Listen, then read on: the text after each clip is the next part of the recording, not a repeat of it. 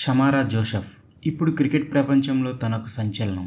రోజురోజుకి దిగజారిపోతున్న వెస్టిండీస్ క్రికెట్కి, ముఖ్యంగా టెస్ట్ క్రికెట్కి ఈ ఫేస్ సంచలనం ఒక ఆశాకిరణం. గెలుపుపై ధీమాతో ఫస్ట్ ఇన్నింగ్స్లో వెస్టిండీస్ 311 పరుగులకు ఆలౌట్ అయితే, ఆస్ట్రేలియా తన ఫస్ట్ ఇన్నింగ్స్లో కెప్టెన్ ప్యాట్ కమిన్స్ 64 పరుగులతో క్రీజ్లో ఉండగా, కేవలం 289 పరుగులకే డిక్లేర్ చేసిన కంగారుల్ని 7 వికెట్లు తీసి 8 పరుగుల తేడాతో వెస్టిండీస్ని గెలిపించిన యువ కెరటం.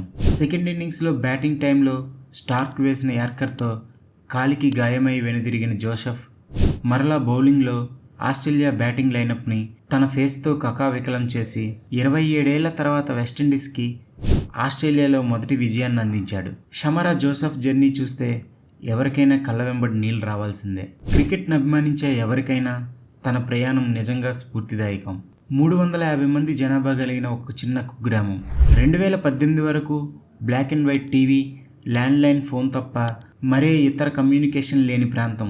ఆంబ్రోస్ కోట్నీ వాల్ష్ను ఆరాధిస్తూ పెద్ద సైజు నిమ్మకాయలు, జామకాయలు, పీచెస్ వంటి పళ్ళతో బౌలింగ్ పాఠాలు నేర్చుకున్న జోసెఫ్ తన టెస్ట్ క్రికెట్ కెరీర్లో వేసిన మొదటి బంతికే స్టీవ్ స్మిత్ని అవుట్ చేసిన షమారా జోసెఫ్ జర్నీని ప్రముఖ కామెంటేటర్, జర్నలిస్ట్ అయిన నిఖిల్ ఉత్తమచందన్ మాటల్లో వింటే ఇంకా అద్భుతంగా ఉంటుంది.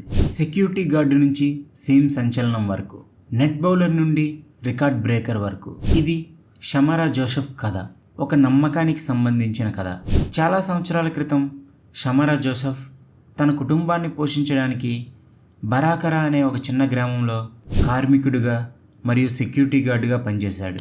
22 సంవత్సరాల వయసులో అతను తన ఉద్యోగాన్ని విడిచిపెట్టి పూర్తిగా క్రికెట్ ఆడాలని నిర్ణయించుకొని ఒక భారీ రిస్క్ని తీసుకున్నాడు. తను గయానా తరపున ఎప్పుడూ ప్రొఫెషనల్ క్రికెట్ ఆడలేదు, లెదర్ బాల్ను కూడా వేయలేదు.